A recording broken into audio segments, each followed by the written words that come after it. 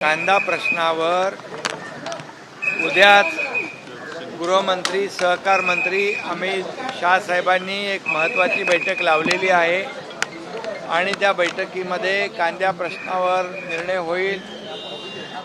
राज्य सरकार आणि केंद्र सरकार मिळून कांद्या खरेदी केंद्र सुरू झालेली आहेत। 15 रुपये 80 पैसे दराने कांदा खरेदी केला जातोय। शेतकऱ्याला राज्य आणि केंद्र सरकार वाऱ्यावर सोडणार नाही आणि शेतकऱ्यांच्या पाठीशी उभा राहील। हे आंदोलन आता यांना कुठले मुद्दे नाहीत आणि म्हणून हे आंदोलन हा स्टंट फोटोमध्ये येण्यासाठी आणि हे सगळं स्टंट आहे। काँग्रेसच्या सरकारमध्ये UPA सरकारमध्ये देखील कांद्याने जनतेला रडवलं होतं, पण त्यांनी भाव वाढवून दिले नाहीत। परंतु राज्य आणि केंद्र सरकार मिळून 15 रुपये 80 पैशाने खरेदी होत आहे। उद्या बैठकीत देखील सकारात्मक निर्णय अमित शाह साहेब घेतील। त्यामुळे शेतकऱ्यांच्या कांदा उत्पादक शेतकऱ्यांच्या पाठीची राज्य आणि केंद्र सरकार दोघंही आहे। हर्षवर्धन सकपाळांची जीभ घसरलेली आहे। पंतप्रधान मोदी आणि राज्याच्या मुख्यमंत्र्यांविषयी बोलताना अपशब्द त्यांनी वापरलेले आहेत। खरं म्हणजे काय म्हणाले ते दलिंदर हर्षवर्धन सपकाळ हे आता जेमतेम 1-1.5 वर्ष काँग्रेसचे अध्यक्ष झालेत आणि प्रधानमंत्री मोदी साहेब 13 वर्ष गुजरातचे मुख्यमंत्री होते। 12 वर्ष या देशाचे पंतप्रधान यशस्वी प्रधानमंत्री म्हणून त्यांनी काम केलं आणि या देशाला पुढे नेण्याचं काम केलंय, विकासाकडे नेण्याचं काम केलंय, आर्थिक महासत्तेकडे नेण्याचं काम केलंय, आत्मनिर्भर भारत बनवण्याचं काम केलंय आणि म्हणून अशा ज्यांनी एक दिवसही सुट्टी घेतली नाही, राष्ट्र प्रथम नेशन फर्स्ट हा संकल्प त्यांनी केला आणि अशा या देशाच्या यशस्वी लोकप्रिय प्रधानमंत्री नरेंद्र मोदीजींवर अशा प्रकारची खालच्या दर्जावरची टीका करणं हे निंदाजनक आहे। त्याचा मी निषेध करतो आणि खरं म्हणजे ज्यांनी आरोप केलाय, ज्यांच्यावर आरोप केला प्रधानमंत्री नरेंद्र मोदीजी हे खरे धुरंधर आहेत, देशाचे धुरंधर आहेत, विकासाचे धुरंधर आहेत आणि ज्यांनी आरोप केलाय ते असली दलिंदर आहेत। असली दलिंदर कोण आहेत? ज्यांनी आरोप केलाय हा सूर्यावर थुंकण्याचा प्रकार आहे। का राजा भोज और का गंगू तेली असा प्रकार आहे आणि म्हणून याचा निषेध करावा तेवढा थोडा आहे। या देशातली 140 कोटी जनता या काँग्रेसला धडा शिकवल्याशिवाय राहणार नाही।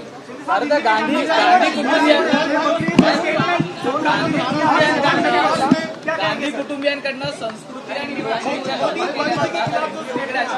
ही संस्कृती नाही। देशाच्या प्रधानमंत्र्यांना खालच्या पातळीवर अशा प्रकारचं वक्तव्य करणं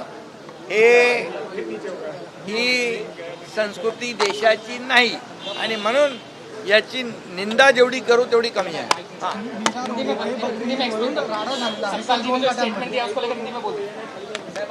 हर्षवर्धन सपकाळ इन्होंने कांग्रेस के अध्यक्ष महाराष्ट्र के इन्होंने प्रधानमंत्री नरेंद्र मोदी जी पर निचले स्तर पर जो टिप्पणी की है, आरोप लगाया है, एक जो मैं कहूँगा कि ये जो आरोप है, ये जो टीका है, इसका मैं निंदा करता हूँ, इसकी कड़ी निंदा करता हूँ, इसका मैं निषेध करता हूँ और मैं इतना ही कहता हूँ कि देश का असली धुरंधर नरेंद्र मोदी जी है, जिन्होंने इस देश को आगे बढ़ाया है। ये विकास के धुरंधर है और इसीलिए जिन्होंने ये आरोप लगाया है वो असली दलिंदर है, ये मैं कहूँगा। और मैं ये भी कहूँगा, कहा राजा भोज कहा गंगू तेली वाली बात है। सूरज पे थूकने के बाद क्या होता है? क्या होता है? सूरज को थूकने पर क्या होता है? वो खुद के मुंह पे ही गिरेगा। और इसलिए प्रधानमंत्री मोदी जी को जिन्होंने आरोप लगाया उनकी कब्र खुद ही उन्होंने खोदी है। और ऐसे लोगों को ये 140 करोड़ जनता सबक सिखाएगी और वो खड्डे में जाएंगे। और मैं इतना ही कहूँगा, जितना आरोप मोदी जी पे, मोदी जी ने 12 साल इस देश का प्रधानमंत्री के रूप में काम किया है, 13 साल गुजरात के मुख्यमंत्री के रूप में काम किया है। ऐसे 25 साल जिन्होंने देश को पूरी तरह समर्पित भावना से काम किया है, ऐसे देशभक्त प्रधानमंत्री नरेंद्र मोदी जी पर कौन टीका करता है? जो 1-1.5 साल 2 साल हुए प्रदेश के अध्यक्ष बन गए, उनको क्या उनकी औकात है? उनकी एक क्या लेवल है उनकी? और प्रधानमंत्री जी पर जितनी टीका टिप्पणी आप करोगे, कांग्रेस ने जितनी टीका टिप्पणी की, कांग्रेस आज कहा है कांग्रेस खड्डे में गिर गई है, लोगों ने उसको खड्डे में डाल दिया है। और ऐसी तरह टीका टिप्पणी होते रहेगी तो ये देश की 140 करोड़ जनता उनको सबक सिखाएगी और ज़्यादा जोर से मोदी जी का साथ देगी। आपण जेव्हा जेव्हा राज्यामध्ये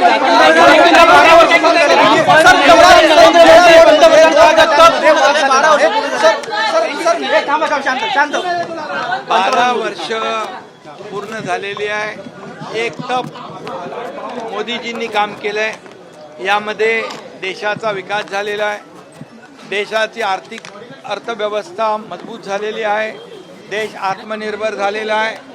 आज डिफेन्समध्ये देखील जे शस्त्र आहेत ती देखील आपण आज एक्सपोर्ट करायला लागलेलो आहोत आणि देशाचा विकास ज्या पद्धतीने होतोय 12 वर्षामध्ये एकही भ्रष्टाचाराचा डाग मोदीजींवर लावण्याची हिंमत कोणी केली नाही। ते बेदाग आहेत आणि म्हणूनच त्यांचं 12 वर्षाच्या काळासाठी मी अभिनंदन करतो, त्यांना खूप खूप शुभेच्छा देतो।